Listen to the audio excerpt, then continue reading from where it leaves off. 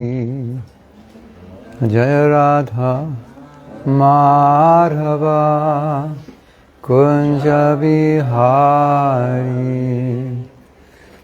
Jaya Radha Madhava Kunja Bihari Madha Madhava Kunja Bihari Jai Gopi Janavalabha Girivardhari Jaya Gopi Janavalabha Girivardhari Yashodhanandana Prajajana Ranjana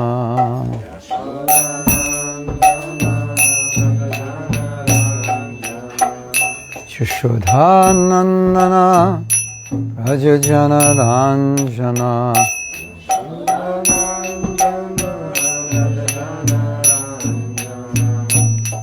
Jamuna Tira Vanachari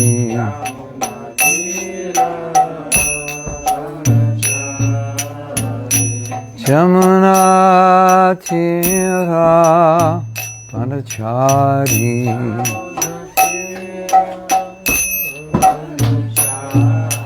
Jaya Radha Madhava Kunja Bihari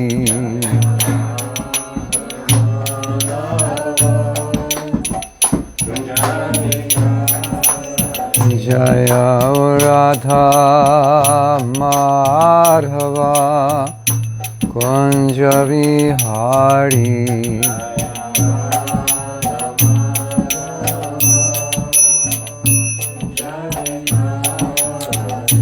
Jaya Radha Madhava Kunja Bihari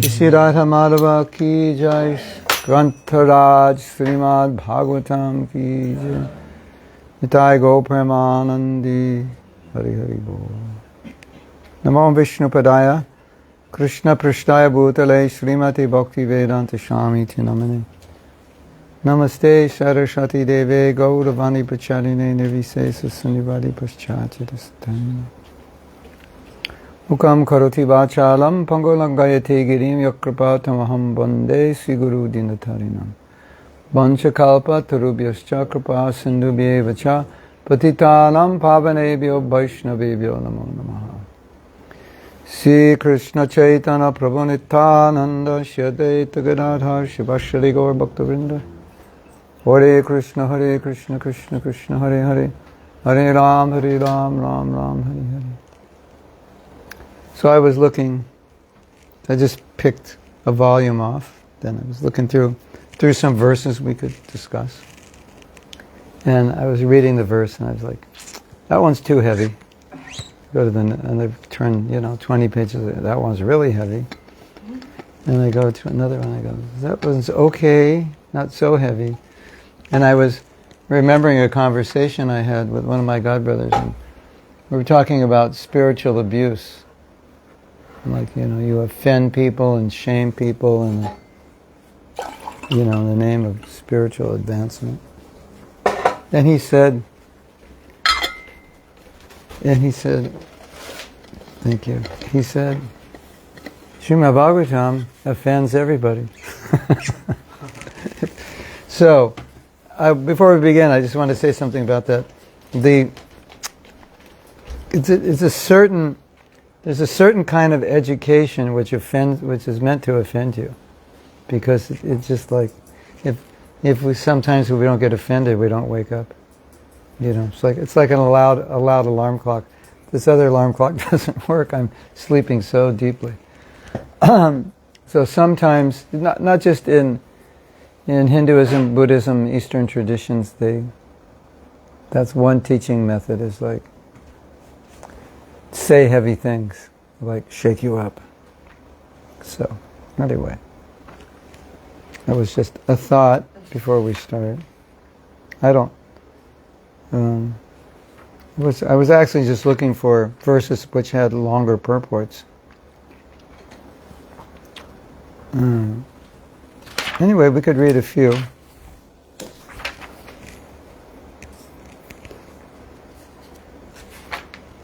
Somehow or other,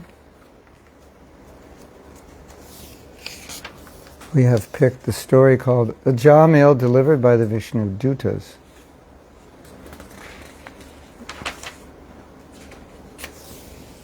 Ajāmila was born a Brahmin. So to be born a Brahmin in Ajāmila's time means it's highly likely that generations and generations of your family were Brahmins, and when you were conceived, they performed certain samskars, purificatory rites, so that you would be born with Brahminical qualities, which means you're just by nature, you're equiposed, you're sense-controlled, you're clean, samadhamma, tapa, you have an inclination to do austerity, like that, you're honest. You're just born like that, you know. And so, it's likely Ajāmila was born in that environment, but at some point he became attracted to a woman. In the scripture it says he was attracted to a prostitute, but sometimes prostitute could just refer to a woman who was very loose. Anyway, he became attracted. He was married, and he left his wife. I think he left his wife, and he married this woman. And when he was quite old, he had a child. And Prabhupada said, by divine inspiration, he named the child Nārāyaṇa. Because if you, well, it's kind of weird. Some people name their pets, you know, like Krishna or something. Krishna, stop doing that! You know, so it's like, I don't know, maybe I should name him Krishna because I keep chastising him, you know. But, so Prabhupada said, his son was named Nārayaṇa, so he's always calling his son Nārayaṇa, can you bring this, Nārayaṇa, can you bring that? So he was chanting the name of Nārayaṇa indirectly, although he was directly calling his son, Nārayaṇa's the name of Krishna. So he was chanting. So Prabhupada said that was Krishna's arrangement. And so the story in the Bhagavatam is that because he had given up his Brahminical life, and he actually, I think he became a thief.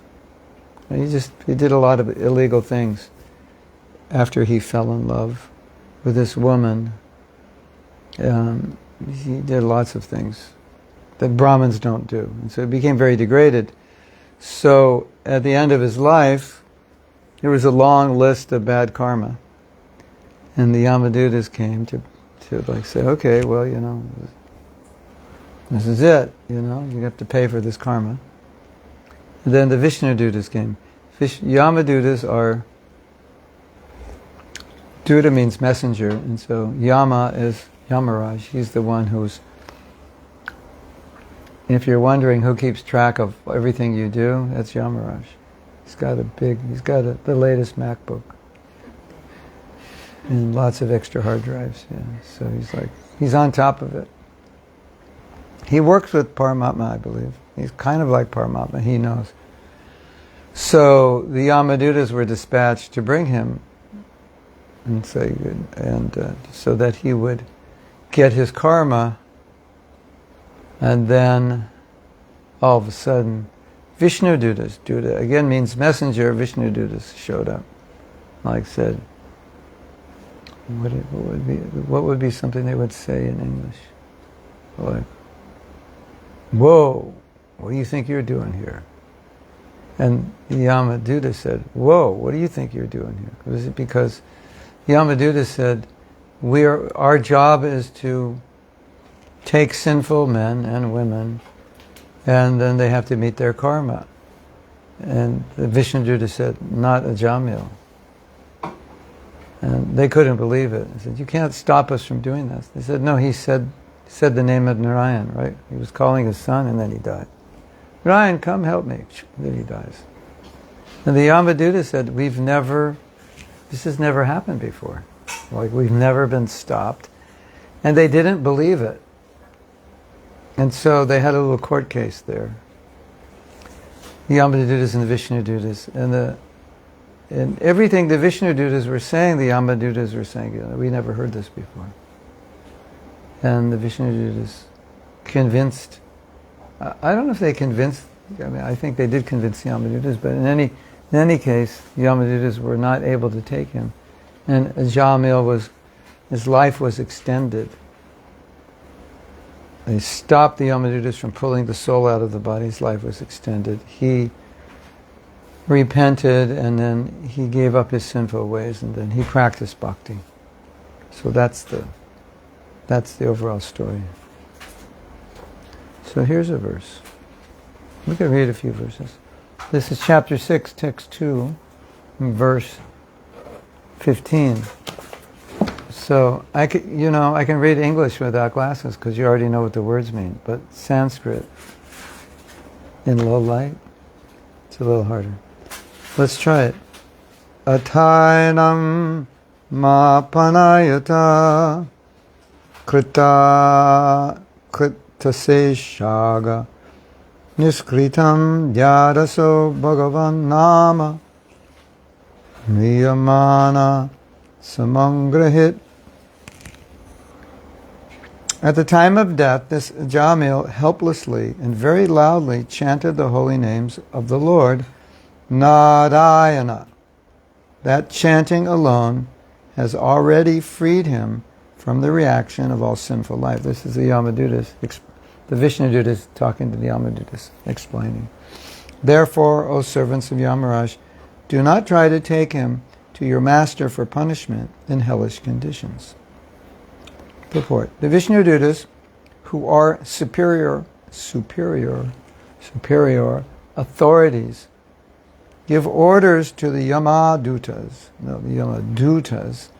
who did not know that Ajāmila was no longer subject to tribulation and hellish life for his past sins. Although he had chanted the holy name Nārāyaṇa to indicate his son, the holy name is so transcendently powerful that he was automatically freed because he had chanted the holy name while dying. Ante Nārāyaṇa Smriti. As Krishna confirms in Bhagavad Gita, persons who have acted piously in previous lives and in this life, whose sinful actions are completely eradicated, and who are freed from the duality of delusion, engage themselves in my service with determination. That's Bhagavad Gita. It's the 7th chapter, 728.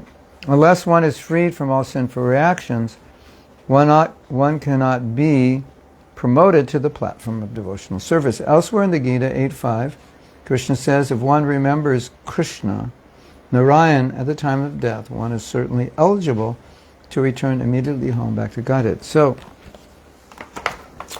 this is interesting, because this verse we just said, Ante Kale Chamameva, if you remember Krishna at the time of death, then you go back to Godhead. So the question is, did Ajāmila remember Krishna or not? And it seems, I'm trying to remember if Prabhupada said that Krishna came to his mind, but what appears to be happening, he's chanting the name of Narayan to indicate his son. He's not really thinking of Krishna, but Narayan's the name of Krishna. So he gets purified. All that karma is purified. But he doesn't go back to Godhead because he's just purified of his past sins, but he's not purified in his heart. So it's like, what would be a good example? You clean the bathroom, but your room's still dirty. There's something like he cleaned out the path, so he doesn't have to now take birth again, suffer. But that's clean. But he hasn't done bhakti, so he can't go to Krishna yet.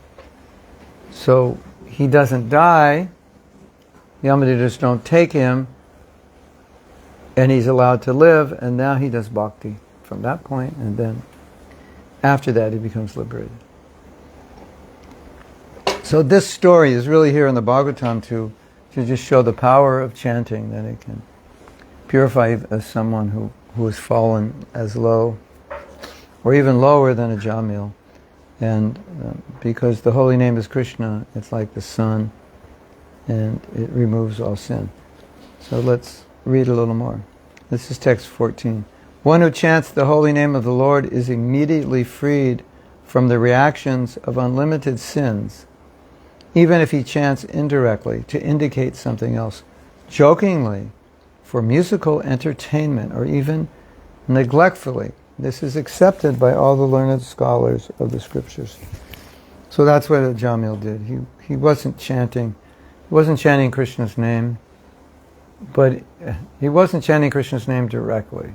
It wasn't what he was trying to do. He was chanting his son's name. Just like someone sees you and is sorry.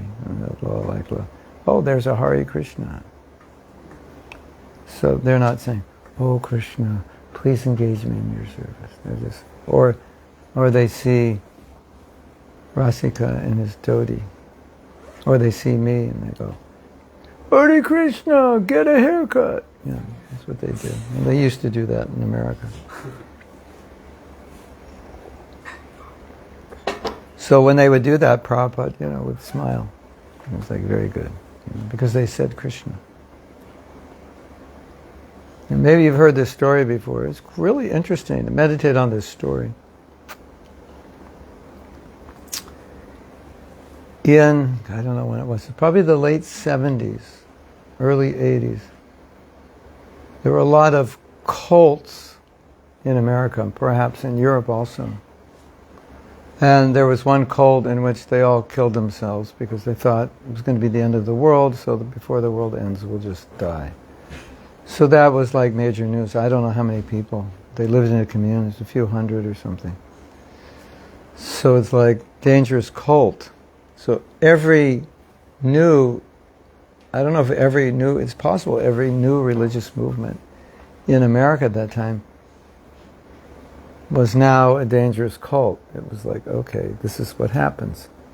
And a lot of that branding of us being a dangerous cult came from Christian organizations who were really against us and all new religions, which were not fundamentally Christian.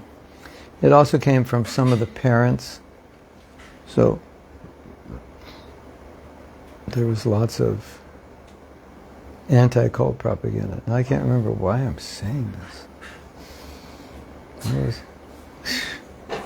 I need to sleep more. Hare Krishna. What was I saying before that? Jog my memory. Right before I was talking about, even I can't remember what I said. Oh.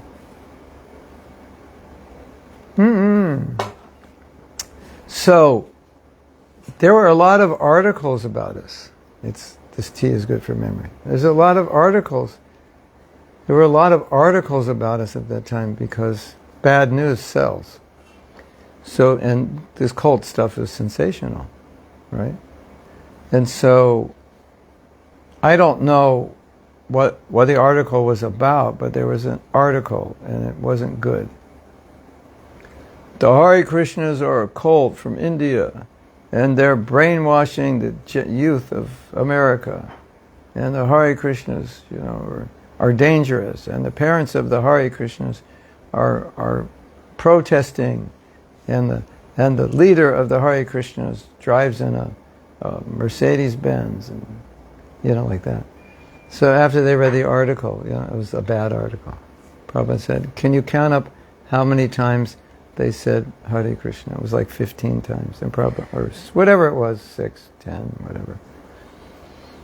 And Prabhupada said, everyone who reads this article will chant Hare Krishna. How many times it was in the article? And he said, this is a very good article. And we were like, no, it's not a good article. Yeah, it's a very good article. They'll all chant.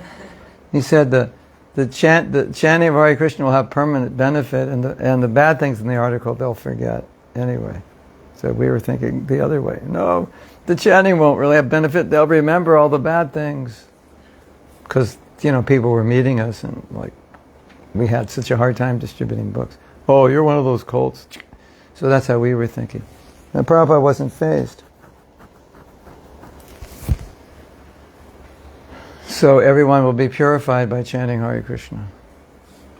And so that's why sometimes when people would make fun of devotees, Prabhupada was fine. He even liked it. Because they were saying Hare Krishna and they're getting purified.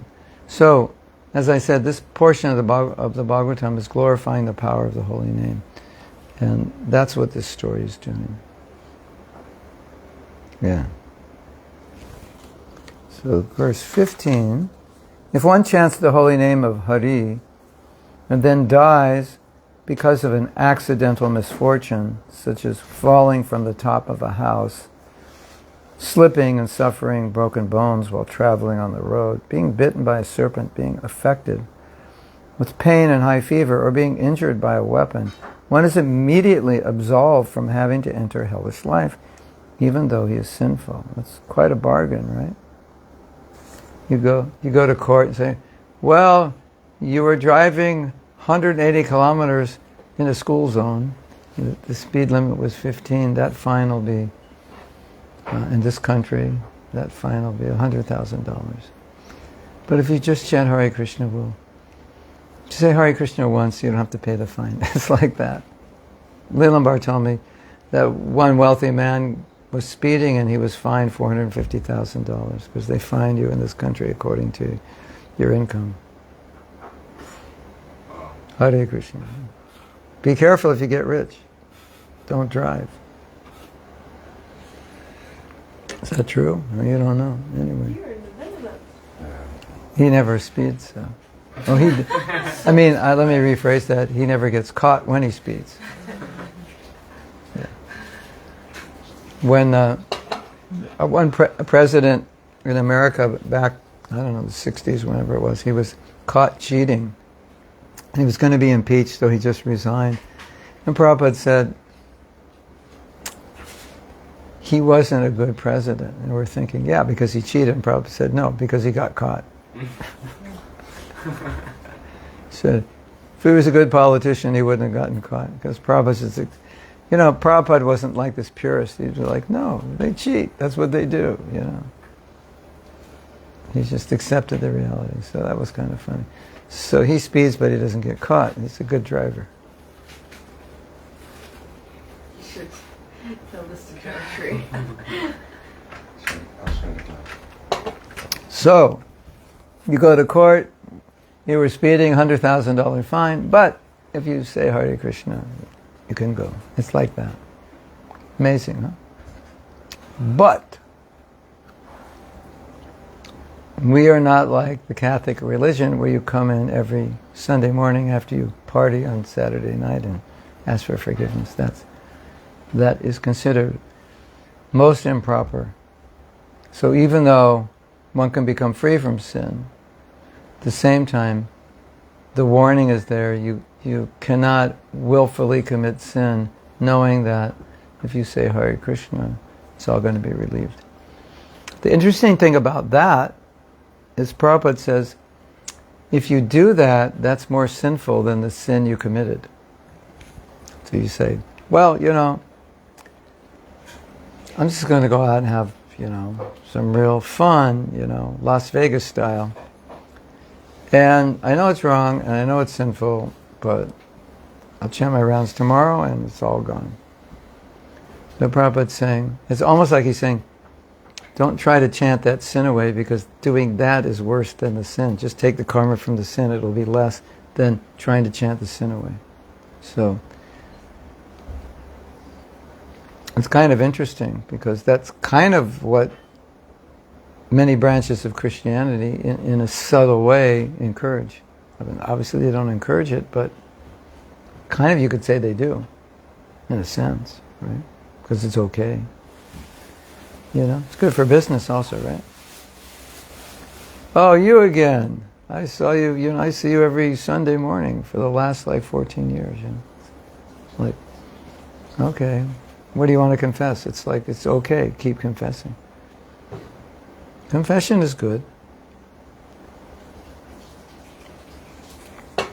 One time, a devotee asked Prabhupada if Prabhupada would forgive him for something, I don't know what, maybe it was not following a principle. And Prabhupada said yes, once, twice, 3 times. He didn't want the devotee to take advantage. And he said, yes, I will forgive you. He said, but I can't guarantee Krishna will forgive you if you keep doing this. You know? So he wanted to make the point. Okay, Krishna will forgive you, don't take advantage. You know. Sometimes we slip, not sometimes, a lot of times. That's different than I'm going to go out and do it and Krishna will forgive me. And it's different than thinking, well, you know, just whatever, Krishna will forgive me. Yeah. So, the next verse. Authorities who are learned scholars and sages have carefully ascertained that one should atone for the heaviest sins by undergoing a heavy process of atonement, and one should atone for lighter sins by undergoing lighter atonement. Chanting the Hare Krishna mantra, however, vanquishes all the effects of sinful activities, regardless of whether heavy or light. Purport. In this regard, Srila Vishwanath Chakravarti Thakur describes an incident that took place when Shamba was rescued from the punishment of the Kauravas. Shamba fell in love with the daughter of Duryodhana. And since according to Kshatriya custom, one is not offered a Kshatriya's daughter unless he displays his chivalrous valor, Shamba abducted her. Consequently, Samba was arrested by the Kauravas. Later, when Lord Balaram came to rescue him, there was an argument about Samba's release. Since the argument was not settled, Balaram showed his power in such a way that all of Hastinapur trembled and would have been vanquished, as if by a great earthquake. Then the matter was settled, and Samba married Duryodhana's daughter. The purport is that one should take shelter of Krishna Balaram, the Supreme Personality of Godhead, whose protective power is so great that the Supreme Personality of Godhead is so great that it cannot be equaled in the material world. However powerful the reaction of one's sins, they will immediately be vanquished if one chants the name of Hare Krishna, Balaram, or Nārāyaṇa. So it's the same point.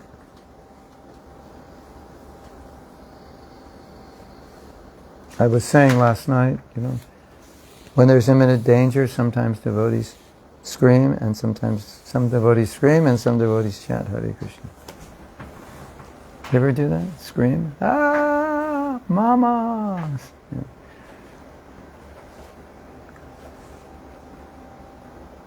Better practice chanting Krishna Krishna.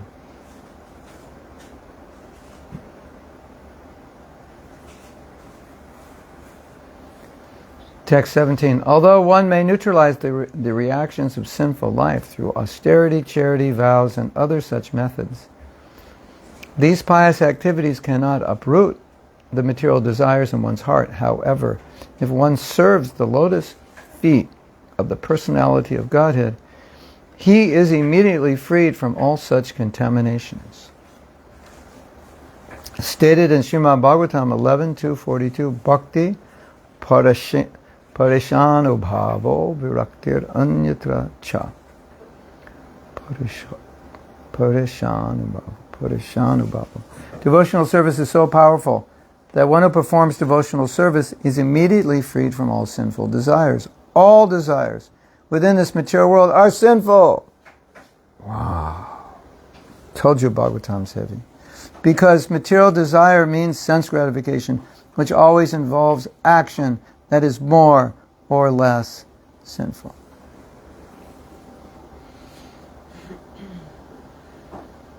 Pure bhakti, however, is anyabhilashita shunyam.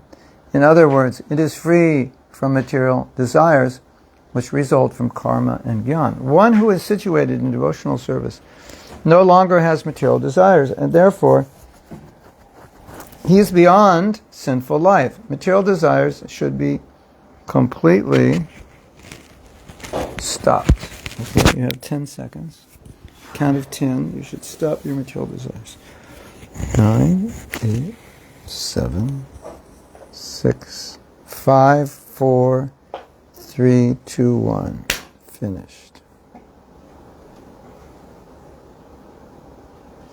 Otherwise, although one's austerities, penances, and charity may free one from sin for the time being, one's desires will reappear because his heart is impure. Thus, he will act sinfully and suffer. Like, you ever pick weeds? If you don't get it at the root, it's just going to grow, right? Or whatever you're picking. You've got to pick it from the root. So there's two things. There's sinful reactions. Like you do something, you get a sinful reaction, then you have to suffer. Or you do something good and you get a good reaction, you enjoy. And then there's actions which uproot the desire to commit the sin. But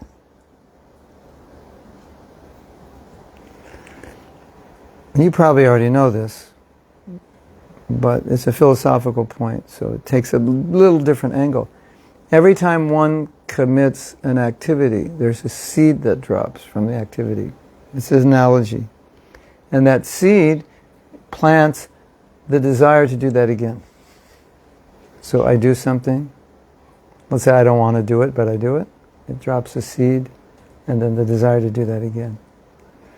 Habit, example, sinful activities, they drop a seed. And that's the problem. I'll just do it once. It's not a big deal. Yeah, but you do it once, you'll want to do it again. If you know anything about habits, that's understood, right? You want to stop a habit, you have to do something else. For how many days? 30, 60, 90, something? 30. Yeah. So if it drops, this is nice.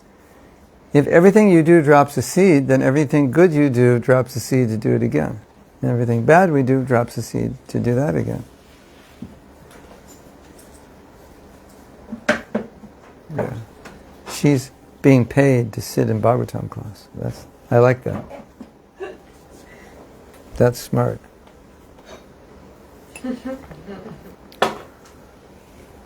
So that's beautiful. We were saying I don't know if you picked up on this because we didn't focus on this idea, but in the Japa retreat, one of the reasons that one of the challenges devotees find in improving their japa is they've been chanting one way for a long time, and so like every day you chant that way, it's like you've dropped a seed for tomorrow, to repeat it. So as soon as you lose focus, you just go back to the way you normally do it, because the tendency has been planted a million times. But if it works against you, it works for you also. So when you do it right, you're planting the seeds to do it right again. So that's important to understand. And if you ever, if you're trying to give up something, every time you do it, your tendency to do it again is stronger than it was. And if you cut that tendency, every time you want to give up something, every time you cut that tendency, it's going to be easier next time to cut it. So that's important to confront, and because it's just the reality. So we were saying, remember yesterday we were saying that if you practice tolerance now, then when you really need tolerance, you'll be good at it. Like just tolerating little things, and then the big things come, and you've practiced tolerance. So it's like that. Try to do something you haven't practiced doing. It's not easy, or you can't do it at all. And if you the other thing to realize is a lot of times we don't realize, because when you talk about practice, it's always about practicing something positive. Like, who would practice something? I'm gonna practice impatience today. Like, nobody would say that. I hope nobody would say that. I'm going to practice intolerance. But the fact is, every time we're intolerant or impatient, we're practicing it, right? And we don't realize it, but we are. So it's good to just be aware that every time you do something, it plants the seed of the tendency to do it again, so therefore whatever we're doing is actually practice. Isn't it? Whatever you do when you wake up in the morning, before you go to sleep, whatever you do, it's like you're really practicing even if you don't know it. Because the tendency to do that just, it gets stronger. So you can use that in your favor. And you can become like you could be defaulted.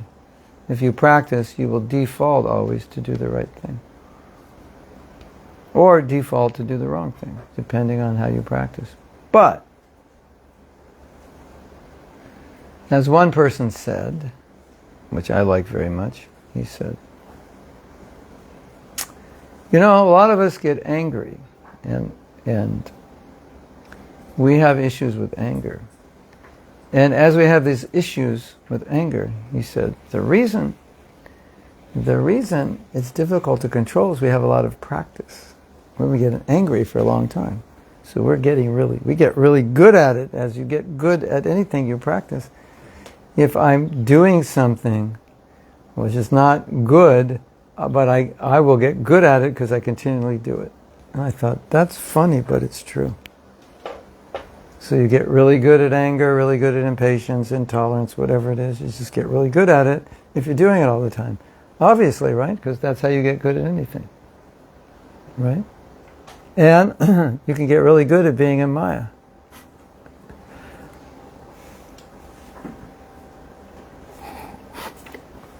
Because we've all had a lot of practice. But I want to emphasize this again. Just remember, I think this is really powerful. If I'm trying to overcome something, if I'm trying to purify it, transcend it, heal it, whatever way I'm trying to overcome it, every time I do it, it's just that much more difficult to overcome it next time because I've reinforced it slightly. Every time I do it, I've reinforced it. And if you stop doing it, you'll realize, oh, that's not so difficult to overcome because I'm not practicing it anymore. And the tendency to do that decreases. And obviously, if you're not practicing intolerance, you're probably practicing tolerance to overcome the intolerance. So your ability to tolerate gets stronger. And at some point, it just becomes who you are. You just become a tolerant person. Or at least more tolerant. Does that make sense? Yeah, so I think it's really important to remember. The seed. Everything drops a seed. We all experience this anyway. As fire burns dry grass to ashes, so the holy name of the Lord, whether chanted knowingly or unknowingly, burns to ashes without fail all the reactions of one's sinful activities. So this is just glorifying the fact that Krishna's name is so powerful, it will cleanse us. Even if you don't know, even if you're making fun of the devotees. So these are just the reason all the verses we read said the same thing, and the reason they did is because Yamadutas, Vishnudutas are trying to convince the Yamadutas. So it's like the Yamadutas never heard this before, so they keep making the same point again and again and again.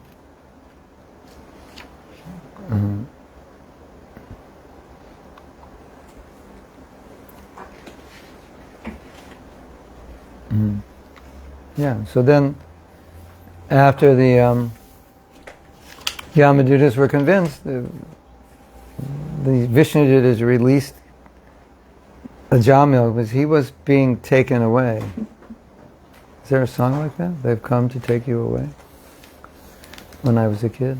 Yeah, there's a song like that. they've come to take you away. Yeah. So, anyway, so like we were talking last night, Prabhupada's was a bit, was trying to create urgency within us. So, like you've been saved, like we've all been saved, like whatever karmic reaction we were destined to face, that's been erased. So now you're like in a good position, you know. So, yeah, what are you going to do now? So you follow Ajāmila, do what he did. Yes? Isn't it then so dangerous that every time when you have a slip up or a fall down or not intentionally doing it to repent or to ask for forgiveness the next day, but you go through this, then as long as you sincerely pick it up again, is that enough? It will be forgiven. It sounds like this. Then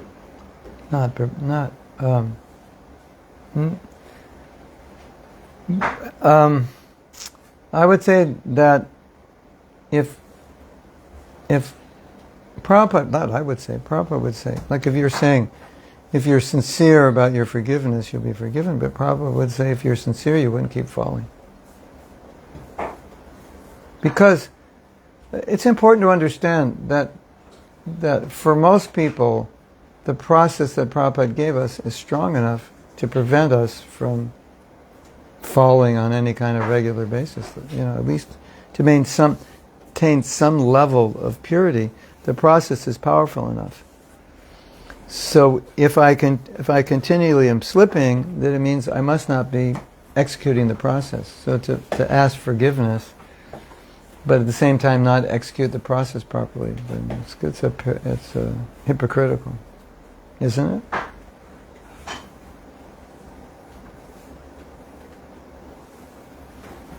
Someone asked you for your forgiveness, but they made a mistake, but they weren't really trying to not make the mistake or not trying to correct themselves. What are you going to think?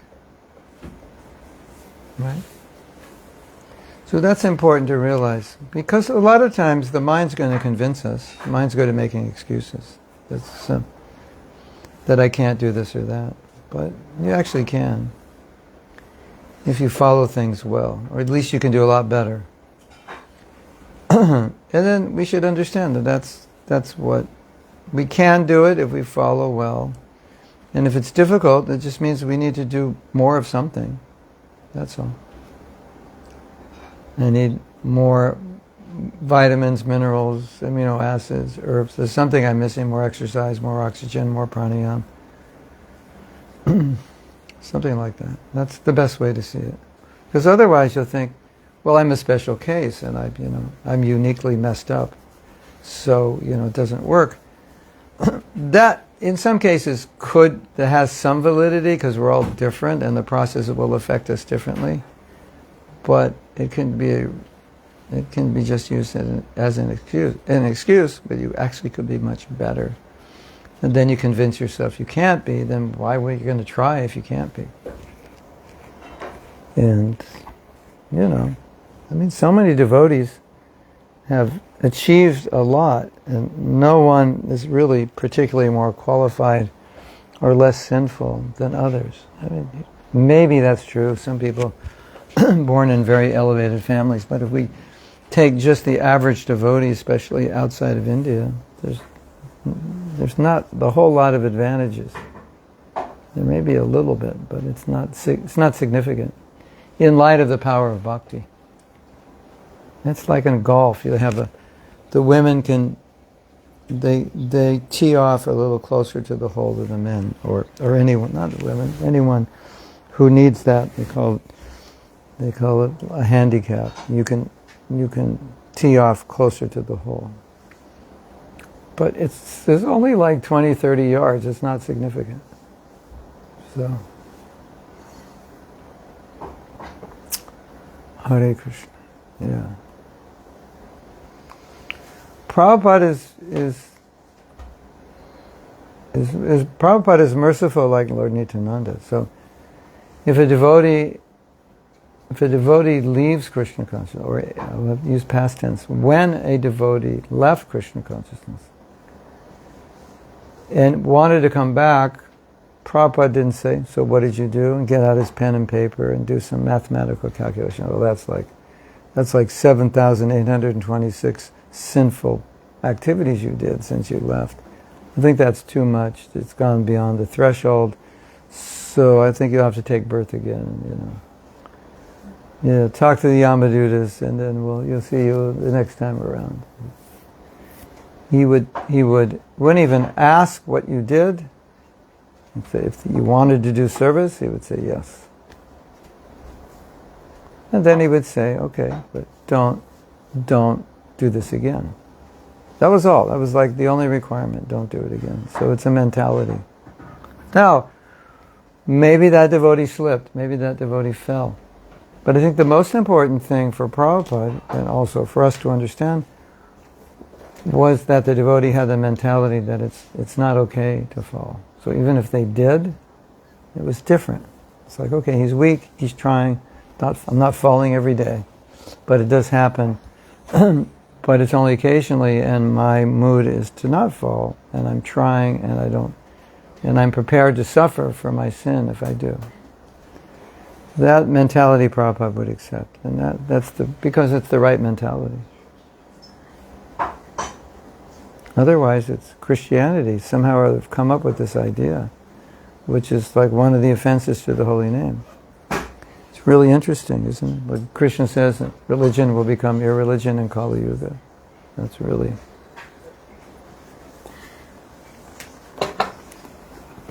I find it awkward in light of our philosophy. Sorry, what did the Christians say? What do you call it when you repent? Is there a name for it? Yeah, repent. You go see the priest and tell him, I stole a candy bar yesterday. And in different sects, they'll have you say this, say that, do this. And so that's there in Krishna consciousness also, but it's just not there as a perpetual thing that you do it every week, every month. We're all weak. We all fall. Even strong devotees fall. Even strong devotees make mistakes, but they're trying to avoid it, and they're not thinking, Krishna, don't punish me for that. I think if I deserve it, so whatever. I'm not going to try to, I'm not going to Krishna and say, don't punish me for my sin. I'll say, Krishna, forgive me that I've done it, and I pray I don't do it again. So it's not like we don't have confession. We do. Confession is good. We should confess. But it's not meant to be used as some line you tell the police when, you can go online and say, what do you tell the police when they stop you? And they'll give you all these lines. And the police will let you go. And apparently they work, at least in America. So it's not like that. I'm going to Krishna's court today. What am I going to tell him? There's this prayer by Prabhupada. It's quite kind of interesting. He's praying to a spiritual. It's in that. I think it's in the lecture that sometimes. This lecture is published, maybe it's always published in Prabhupada's Vyas Puja books. I believe it's, 1932, 1936. It's Srila Bhaktisiddhanta's Vyas Puja. So Prabhupada talks about the Guru being one, and talks about unity in the mission and so forth. And then he says something like, I'm prepared to take so many births again and again for my sinful action. Something like that. I forget exactly. Can't remember. But Prabhupada's, taking this very humble position that, it's not that I'm saying, Krishna, I'm sinful and just wipe it off. It said, I deserve to suffer. I'm prepared. Of course, we know that's not going to happen. Krishna's merciful. But that's the attitude of the devotee. Anyone remember that? Let me suffer, like for many births. But that's Prabhupada, just extreme humility. But it shows the principle. He's not trying to avoid it. So as long as you don't take advantage of it, and as long as you have the right mentality, I think the mentality is what's important. Sometimes the body just does stuff, and the mind just does stuff, and you, the soul, are watching it and thinking, I don't want to do that. Why am I doing that? And then as soon as you do it, you're like, why did I do that? And then you repent, you regret it. So it just means we need to work on it in a practical way so that doesn't keep happening. And then Krishna sees the effort. As I told several times a story, or several stories where devotees were having difficulty, but they were trying. And even though they were having difficulty and they were breaking some of the principles, they would get themselves back up. And Prabhupada glorified them because they were trying. So sometimes your fallenness becomes an opportunity to show devotion because it's harder for you. So you have to try harder. So that effort is showing your bhakti. So it's nice to think that way. Like, Krishna, I'm having a difficult time because of my conditioning. But I'm trying, and even though I'm trying, I don't really feel that I'm doing as well as I could, or I'm definitely not doing as well as I like to do. And then you can think, but because it's difficult, it's like it's an opportunity to show bhakti, because it's hard for me to do this. And so obviously Krishna knows, and so he appreciates. I mean, look where we come from. Look at our past. It's like looking at our past. If we didn't have trouble, it was like something's wrong. Like, you're supposed to have trouble. Like, if you come to me and say, I have no problems, I'm like, we need to talk. Because you're either a pure devotee or you're in illusion. Right? Or something. Or like, tell me how you did that, because that's not normal.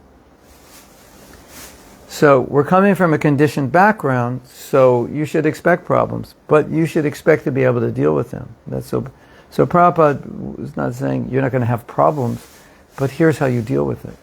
So the problem, I think the problem is not dealing with the problem properly. The problem is not having the problem. Having the problem is guaranteed.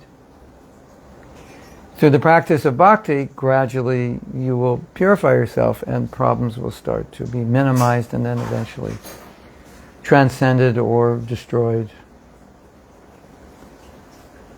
So the real thing is, in that process, dealing with them.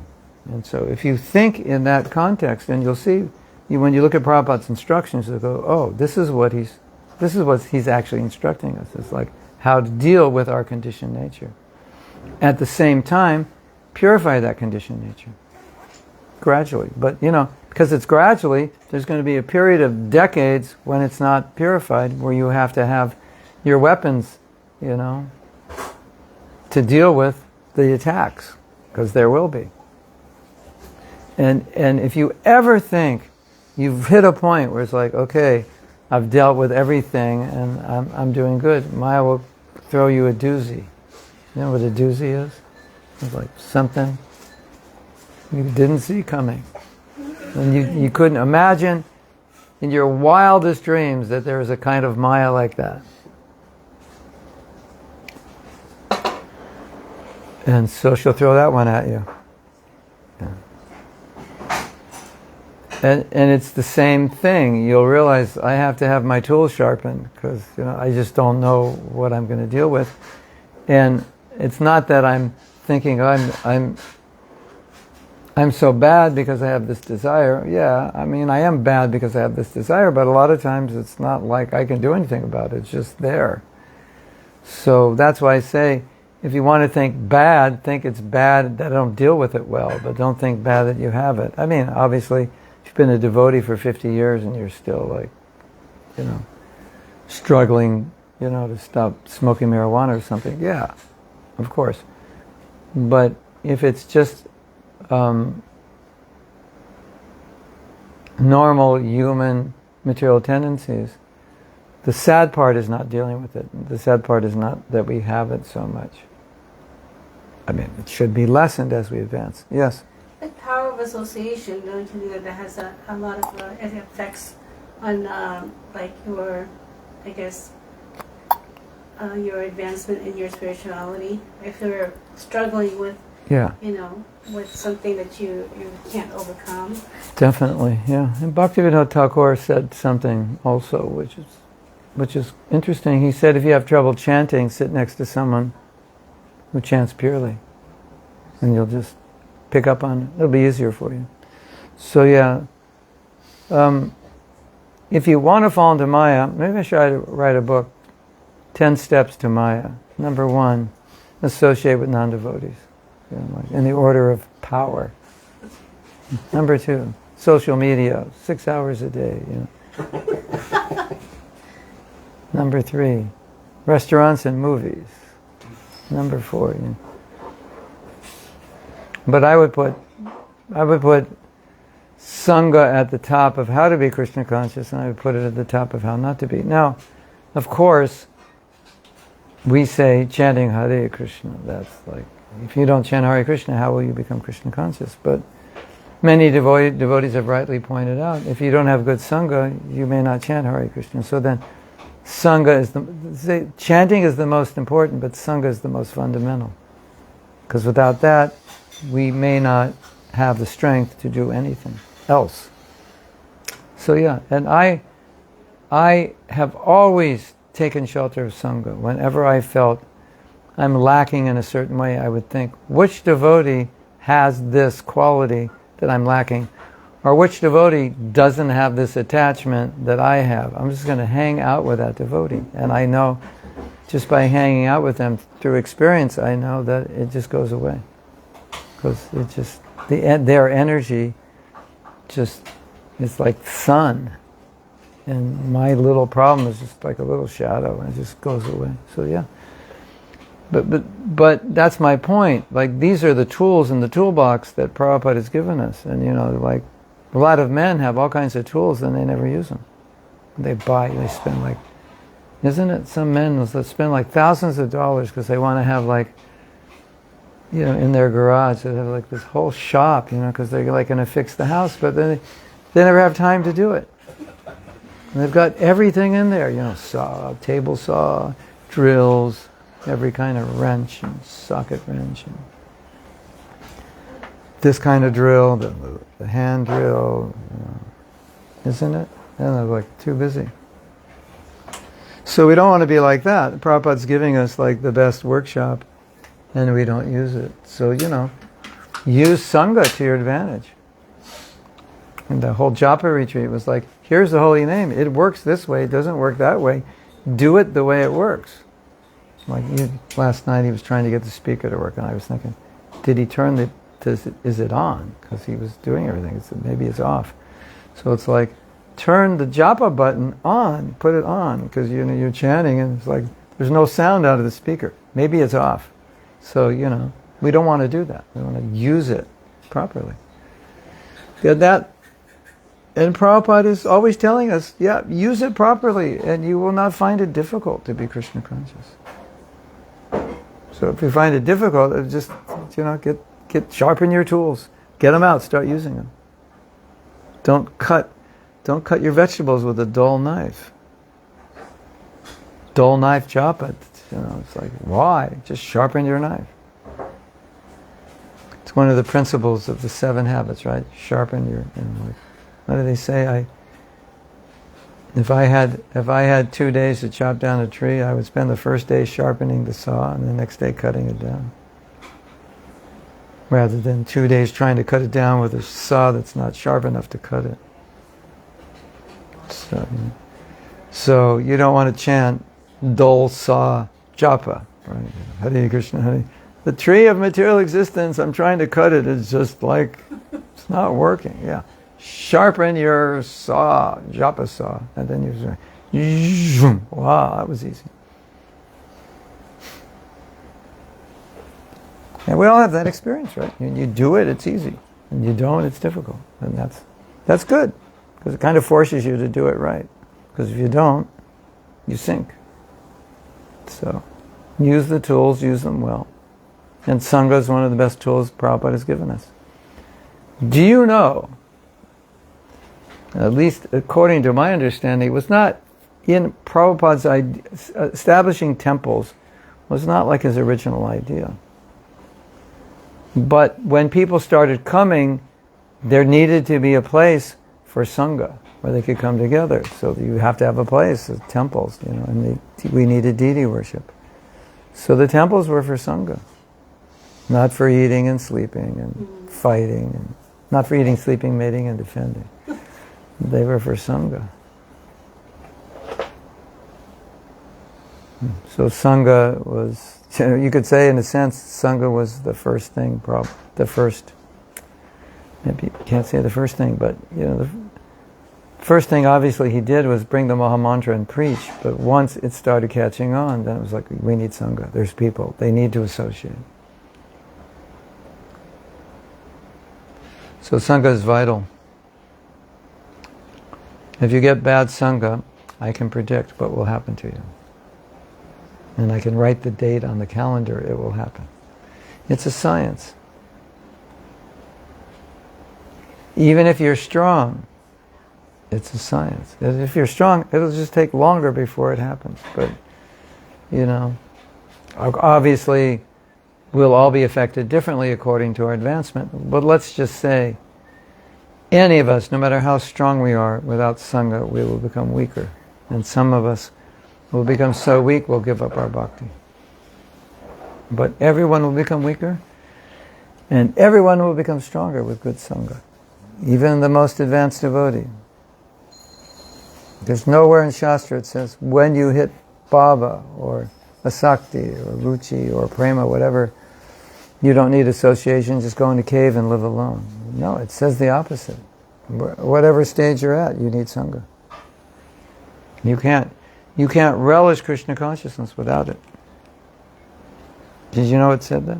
Shastra says even in the highest, most advanced devotee, if you don't have Sangha, you won't be able to relish it. You need the churning of the ocean of nectar happens between devotees. We can talk about Krishna, share our realizations, chant together. Then it becomes sweeter, like the Sukadeva. Biting the fruit, the parrot biting the fruit becomes sweeter. So when the devotee speaks, the devotee gets inspired by the audience, because the audience is listening. And so he's inspired. Then the audience asks questions, they get inspired. And there's a discussion. That's how it works. Pretty simple, right? Easy to do, easy not to do.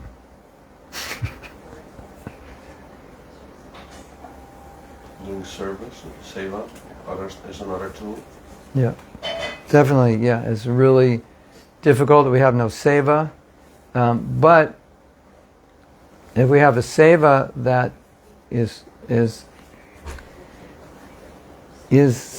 somewhat, this is a weird word to use, but I'll use it to make a point, in violation of our nature. It's possible that I have a service that is so against my natural inspiration and nature. It's possible that having that service could be discouraging. Now you might say, you should do anything, okay. But until we're pure, it's possible for some people, if the service they're doing is in violation of their nature, not their varna, not their proper varna, then doing that service could actually be discouraging. Because maybe they have aspiration to do something else, which they can't do. Of course, there's so many services we have to do. But if we have a nature to do certain kinds of service, it's always better if we can do that, at least a little bit of it. But with service, there was a devotee once, and I asked this devotee if she would do some service for me. And she did, and she said, she does the service every evening. She said, I used to just come home and watch television, but now I do service and I feel much better. So then after she wrote that, I said, yeah, especially when you don't live in a temple and you work all day, if you come home and you have no service, that's not good. And nowadays, you have so much service just on your phone or computer. So that's important. You have service, otherwise your life is like what do? There's got to be some service. I mean, that's why we have deities in our homes, so we can serve the deities, but still, service in the mission of sharing Krishna consciousness, just have a little bit, whatever it could be. Just, look at something, say, can you read that, proofread, is it okay? Yeah, it's okay. Something, do that every day. I know so many devotees who have little service like that, but they write me and say, I look forward to that, that's like my savior. It just helps me that much. So, I've seen it with so many people, how it has helped their spiritual life so much to go from this point where they were just chanting and whatever else sadhana they were doing, but they didn't have service, and how when they added that, it really changed. It really helped.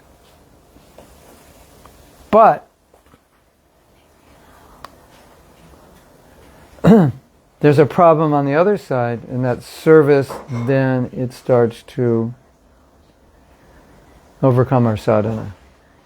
So that becomes a problem. Or the service becomes an excuse to minimize sadhana, because I don't like sadhana. So I use service as an excuse. So we have to be honest with ourselves. Prabhu, have you been reading? I have too much service. No, I will translate that as like, I don't like to read, so I just do service as an excuse. Could be. I can't say always, that's true, but it could be. And just be aware that it could be. And that was never Prabhupada's intention, that service would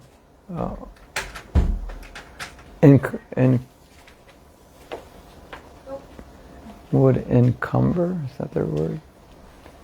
What's the word I'm looking for? My mind is not working well today. What's the word I'm looking for? It would overshadow. The service would overshadow the sadhana. No, the sadhana has its place and time and extent that you need to do it. And then service kind of comes into the sadhana, and the sadhana gets less and less. That was not Prabhupada's intention.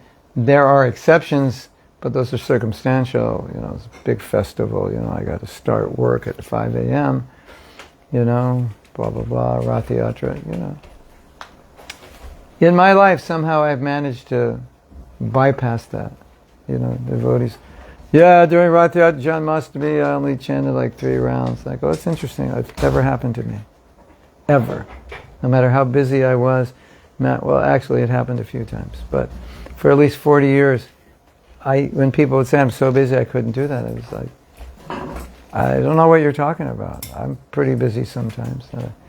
It's just that when you understand the importance of sadhana, and like, I need a certain amount. I need a certain amount of exercise, a certain amount of water, you just understand if you don't get it, you just feel like, you feel really tired, lazy.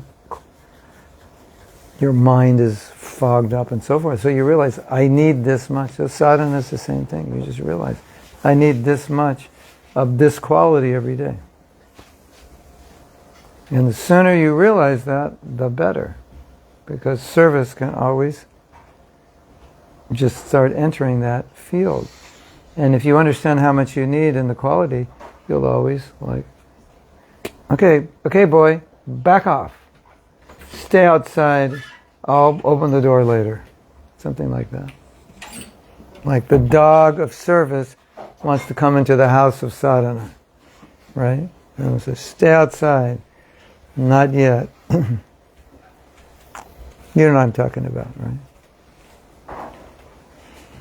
And one of the doors the dog of service comes in during japa is the phone. That's one of the main ways he comes in. Let me just check a few messages. As if the universe will explode if I don't check those messages before like 6 a.m. or something. No, that's a problem. It's a mindset. And those devotees who are doing well in Krishna consciousness, they have another mindset. The dog doesn't come in till, I finish my sadhana. It's a mindset. So we need that mindset. And then if you have that mindset, you see, oh, that really works. And it's now Krishna consciousness is like, it's easier, it's more blissful. Because I'm using the tools, I'm using them well, I know how the software works. Oh, this is easy. I know the shortcuts. You just do it. And it's like, oh, this actually works. I'm actually becoming Krishna conscious. I didn't know that could happen. I mean, I'm moving up I'm on the 10th floor now. I thought I'd never get there. That will be your experience. And it has nothing to do with you. It's just your execution of the process. It's the process. You're just holding onto the rope, and it's pulling you up. That's all. And if you ever think like, well, I'm not that strong, okay, that may be true, but it's not really your strength that's required. It's just your commitment to the process. The process will give you the mercy. The mercy will give you this. Inherent in the mercy is the strength. So it's how it works. So it's not really dependent on your strength. Not that strong, Prabhu. Yeah, who is? In the face of Maya, who is strong? Krishna. So the process gives you Krishna, and then he's like, you're walking some bad neighborhood, and your friend's like a black belt. You've got nothing to worry about. He's got like 5 guns under his jacket, and he's a black belt, and 3 knives, and you're like, no problem. But if you're walking alone, forget it. It's like that. So if you say I'm weak, yeah, well, that's fine. Just walk with your bodyguard. And Krishna's your transcendental bodyguard against the attacks of Maya, of the gangsters. Krishna's your transcendental bodyguard in Maya's neighborhood, where there are many Maya gangsters who are after you. We're going to rob you of your wealth of prema, so you better carry your Krishna sadhana bodyguard with you. And you can listen to this lecture 100 years from now and you're like, yeah, that's pretty much it. It's like, this philosophy is not like in flux, it's just, this is just how it is, yeah. It's not some big revelation I'm having. This is just, Prabhupada has explained this over and over again, and we all have this experience. It's just Maya's really good at like putting fog in our brains. She must have like a fog machine, just like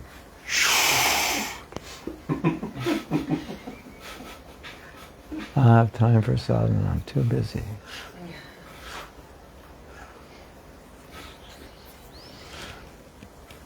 Don't go down that path. It's not a good path. It will make you very unhappy. Because look at it. Like, we become devotees, right? We give up so much, isn't it? Why do we give it up? Because we experience the nectar of Krishna consciousness. So it's like, oh, yeah, this is great. And then you get married. And then you have to go out in the world. And it's like, well, you were already married when you come, but like for Binarati or you two. Or you. Did you ever live in the temple? Amrita? Yeah. So, but it's similar whether you live in the temple or not. You have to deal with life. And so life starts coming in from all sides. Like in guerrilla warfare, you're just, walking around, you think the enemy's like 2 miles away, and all of a sudden you're surrounded because they were in the bushes around you. So, that's what it's like.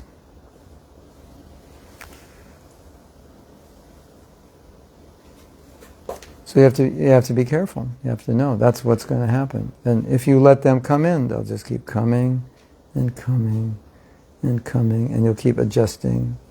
Less sadhana, less sadhana, less sadhana. Today I didn't finish my rounds. Last week I didn't finish. It's just going to accumulate. Right. Why do they have calculators on iPhones? So you can calculate how many rounds you have to make up when you retire and move to Vrindavan. So I got like 4,800. Can chant 192 rounds a day, for like 3 months. So we don't want to be there, Well, it's okay, I'll make it up, when I'm 85. That's, you just have to see this is the fog. The fog in the brain. Should we call this lecture the fog in the brain? Because basically that's what Maya's trying to do to us, is fog our brains so we don't know how to think. And even though Prabhupada said this, we get the fog, and I'm like, I can't read it. It's too foggy. You can't see what he's saying. That's unfortunate, isn't it? You have the tools and you don't use them, and you're trying to build it with like a scissors and using a wrench for a hammer and a scissor for a saw. It's like, it's stupid. You're not going to build it. You're going to cut wood with a scissor. You're going to hammer a nail, in cement with a wrench. It's like, no, with pliers. You'll never do it with a plier. Maybe a wrench you could. But you know what I'm saying? Does it make sense? Simple for the simple. Complicated for the complicated. And so, my dear devotees, I have a request. Don't make it difficult on yourself. Because that's what we do. We make it so hard, I don't know if I can do it. No, it's not hard. It's just hard if we don't use so hard to build this. Yeah, because you're using all the wrong tools. I couldn't build it with those tools either. That's all. It's a good analogy, I think. It's not hard to build it with the right tools. Correct? Yeah.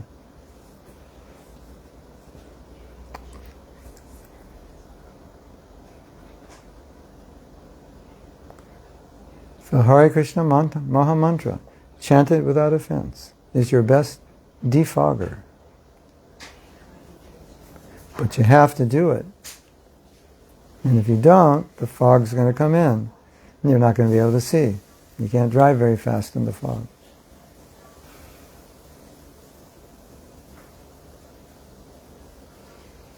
And all of us can become very advanced. Not because we're advanced, but because the process works.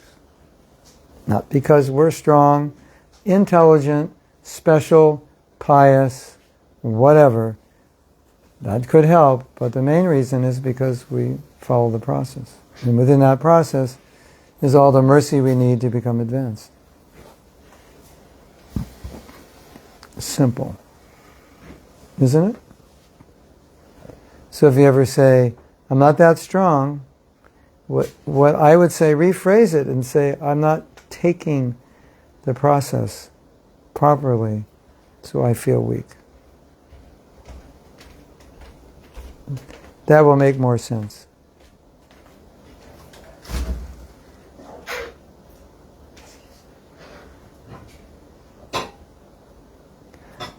I didn't have my cup of coffee this morning, so I feel tired. Tired is compared to Maya, and coffee is compared to the holy name. So tired is my constitutional position. If I don't take the coffee, I'll be tired. So I'll be in Maya. I have to take the transcendental coffee. And then I'm wide awake. Everything's fine. I don't mean literally. Venerati's like, you drink coffee? Once, a couple times I did because I was driving at midnight and I thought, I have two choices. One is to break a principle I vowed not to follow, and the other one is to die. I said, well, I think it's probably better I break the principle and live because I'm only doing it to utilize my body in Krishna service. So, so I made a confession publicly. But it wasn't, an addiction. And I think one time I had to give like a 12-hour seminar on like 3 hours of sleep, and it was impossible. Unless I took something to like...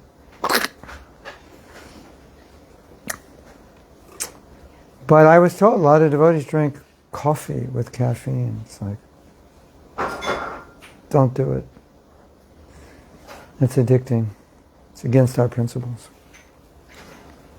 Hare Krishna.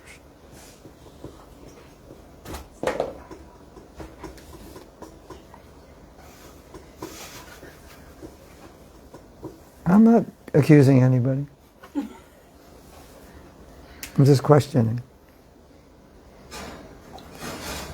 I'm questioning what devotees are thinking when they make their vows. Like, what are you thinking?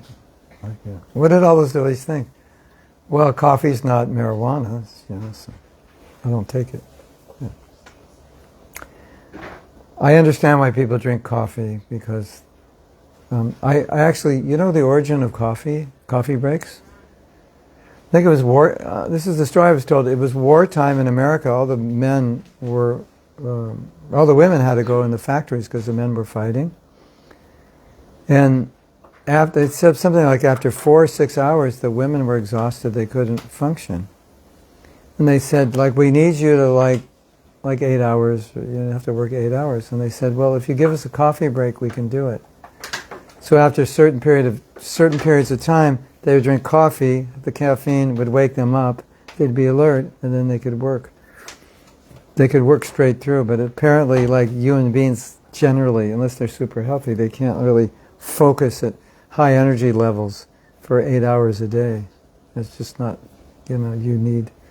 So they needed something to do that, and that was the origin of the coffee break and all the workers addicted to coffee. And nowadays, they may work people 10 or 12 hours a day, which physically speaking, you're pretty dysfunctional after 8 hours, or maybe even after 6 or 4. Not pretty dysfunctional. You're less functional. I don't want to say totally. You're not as highly functioning as you are when you're early in the morning, wide awake. So the coffee is like. Then you take the coffee and be wide awake, so to speak, even though your body is like really tired. Which doesn't seem like healthy. But anyway, I understand why people drink coffee. So they can be awake. We know what it's like to be sleepy. We probably know it better than anybody.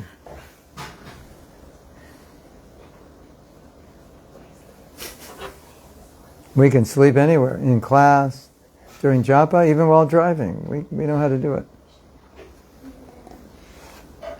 Just get up early, eat some chapatis, and you'll be down in like a few minutes. So I understand, yeah. So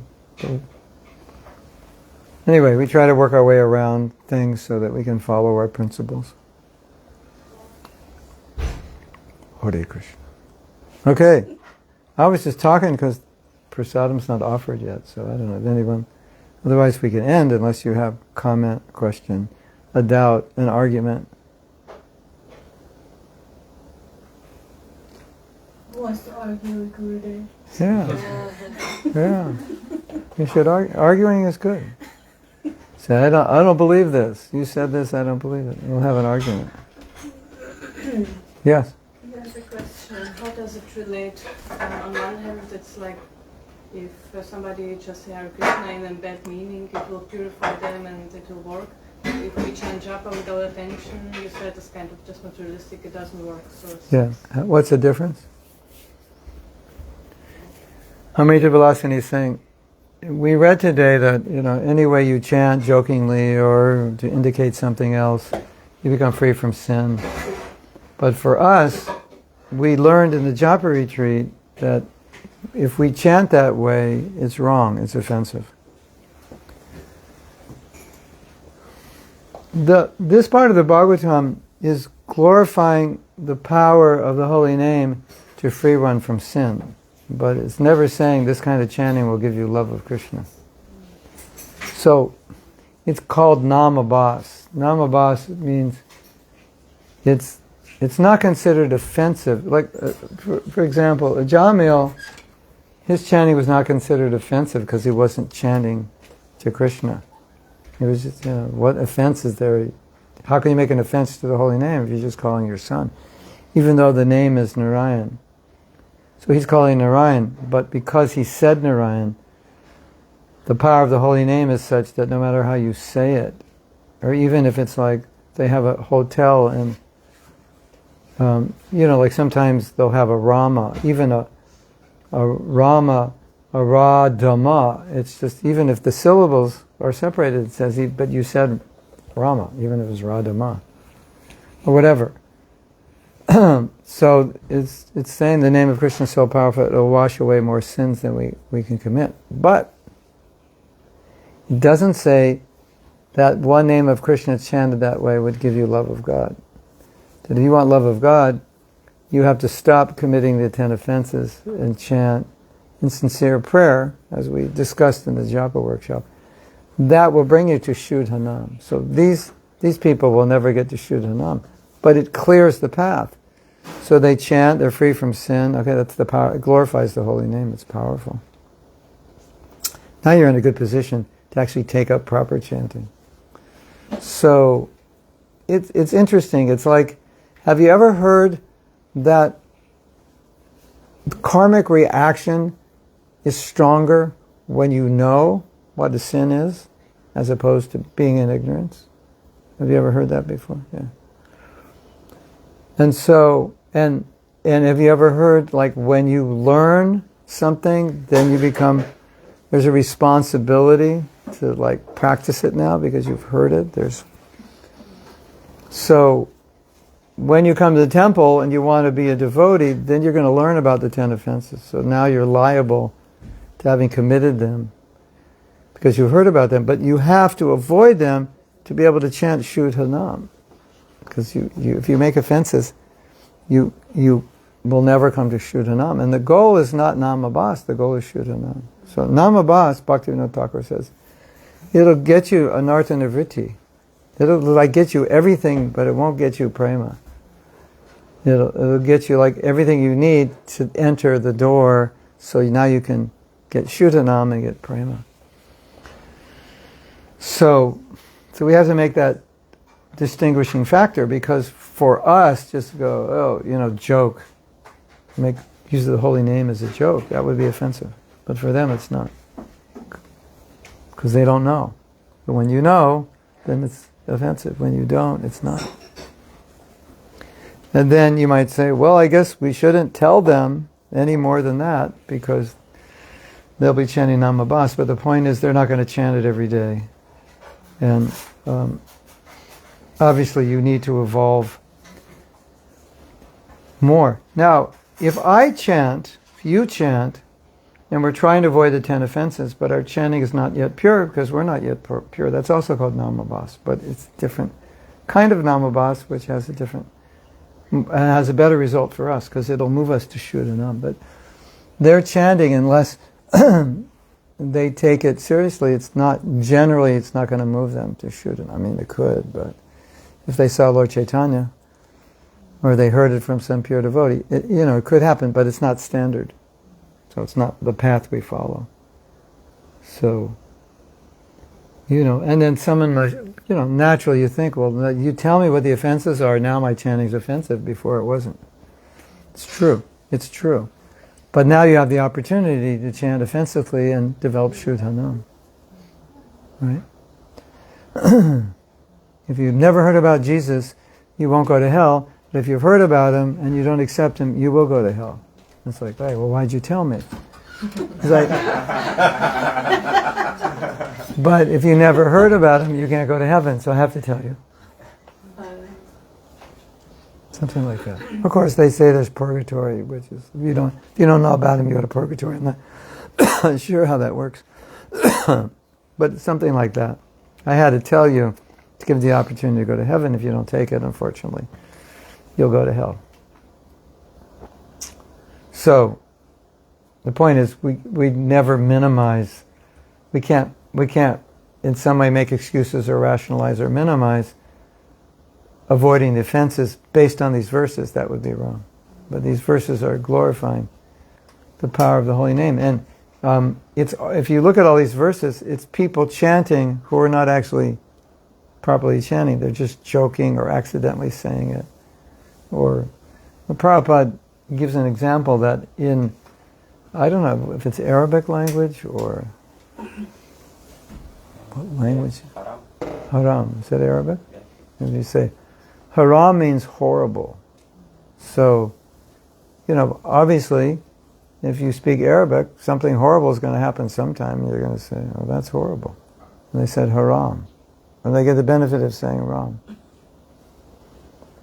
So does it mean everyone who says Ram is like knocking the doors of our temple down? No, but it's opening the doors for their spiritual life, for sure.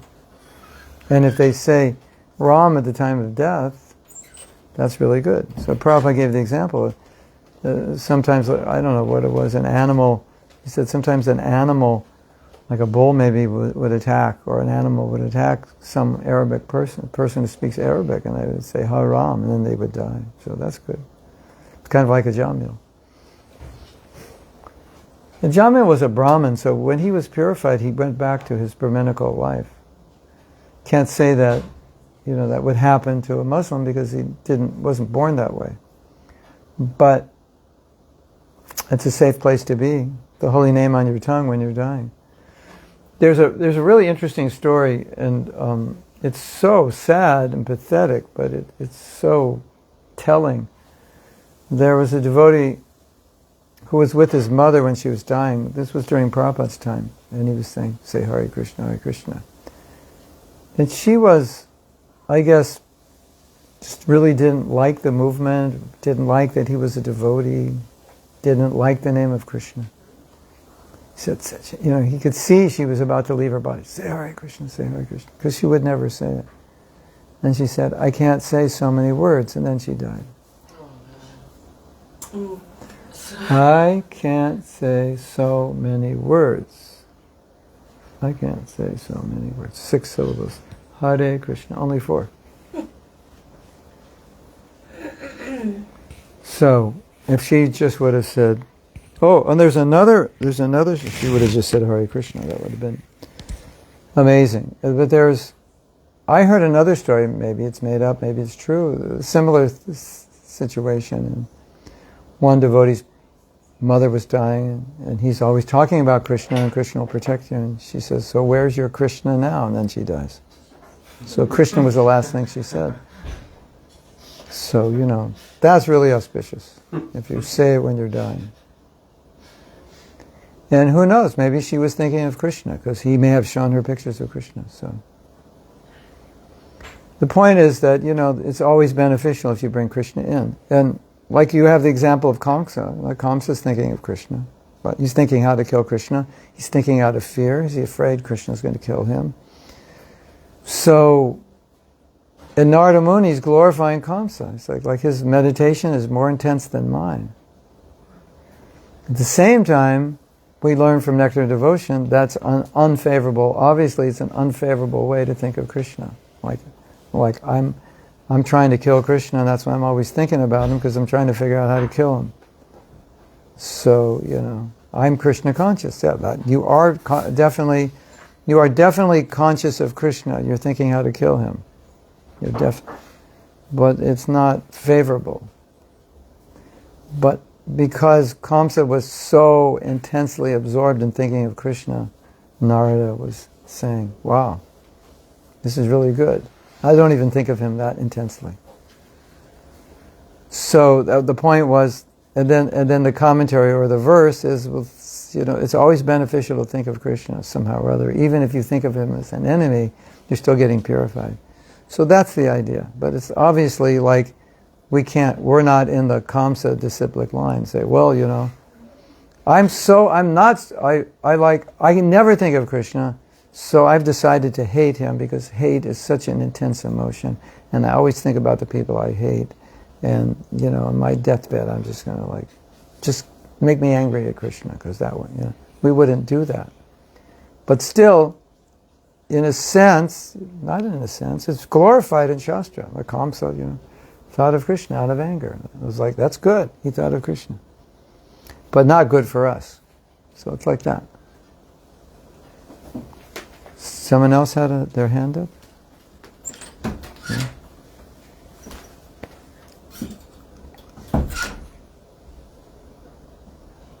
Anyway, the point is, well, Jamil, he just chanted Nārāyaṇa. He was he didn't know the offenses. He wasn't trying to avoid them. Look what happened to him. So, why do we recite the offenses every day? It seems like we don't need to do that. We just chant the mantra somehow or other, No, not at all like that. But for other people, yes. Hare Krishna. Now, I have to tell you something. I am a fanatic about chanting japa. And the reason is because I've seen the transformation of lives through good japa. That made me a fanatic. And I think we all need to be japa fanatics, because if you're a fanatic about japa, It's going to make your life, spiritual life, much easier. I was making a point before. I don't know if I logically finished. I was making the point that we give up a lot to be devotees, and it was quite easy to give it up because we were so happy being devotees. Oh, then I said, and then you get married. And, you're living in the temple, jumping up and down, as my godbrother said, jumping up and down like popcorn.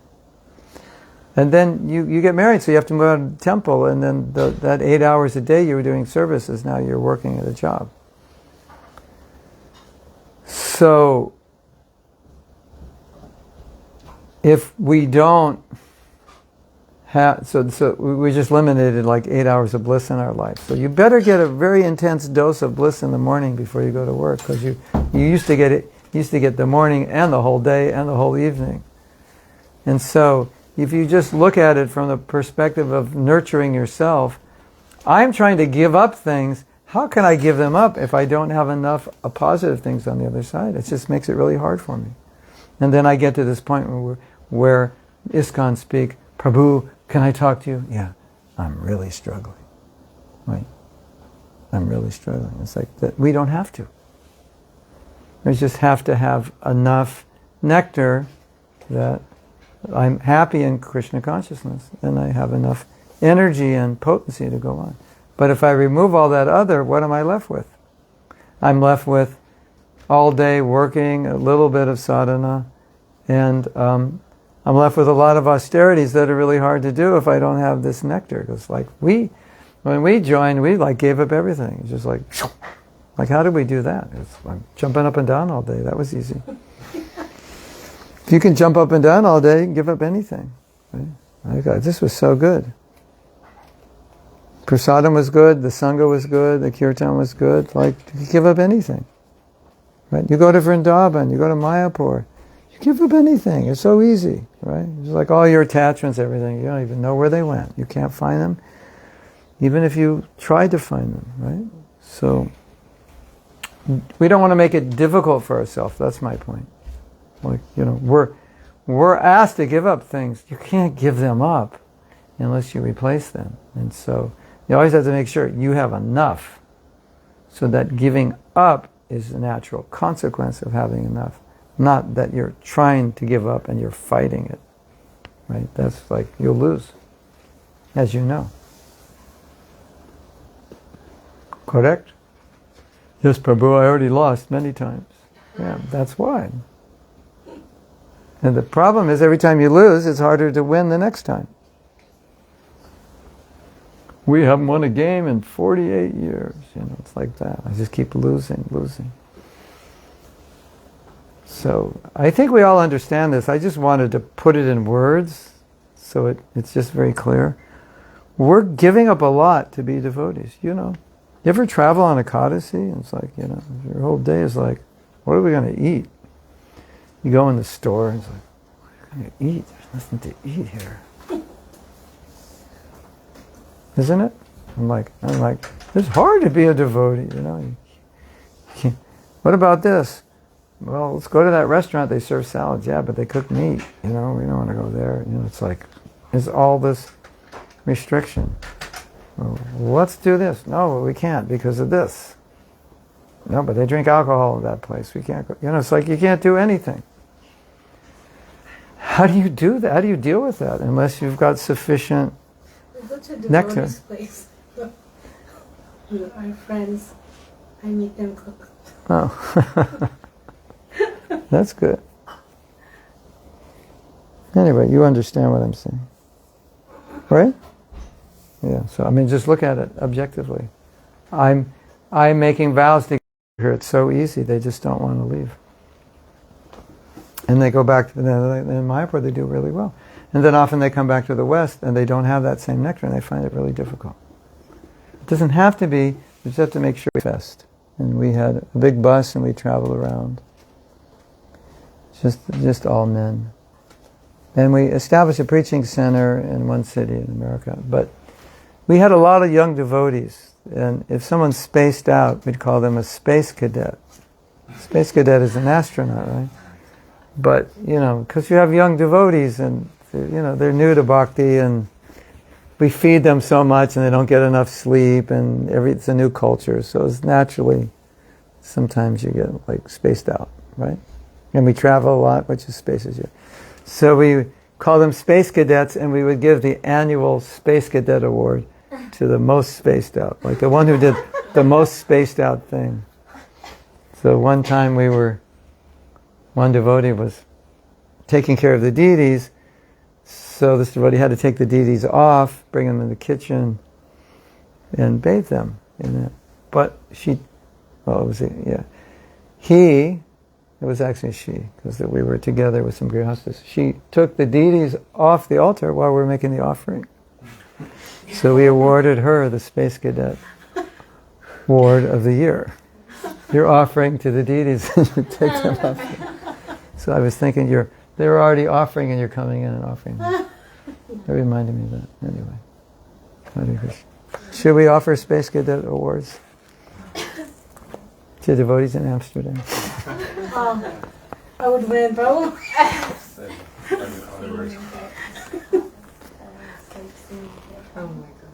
You ask a devotee, make sure, whatever you bring, make sure you bring this, this, and this, and those are the 3 things they don't bring. Yeah. Then you win the space. Me, really. Oh my gosh. You get the Space Cadet Award tonight for 2023. What does it look like, the award? The award is just, we imagine it's an award. I don't know, maybe we have a statue of Narada Muni or something. Here's your Narada Muni deity. Isn't that an offense to Narada Muni then? It could be. Because he's not spaced out, but he flies in space. They have a little badge. Yeah, Space Cadet. Yeah. Space Cadet for 2023. Amsterdam Space Cadet Award. What does that mean, Prabhu? It means I'm the most spaced out devotee in Amsterdam.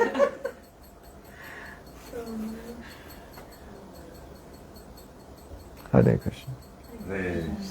Srila Prabhupada ki jai, Go Premanandi, Hari Hari. Grace Mahatma Prabhu ki jai.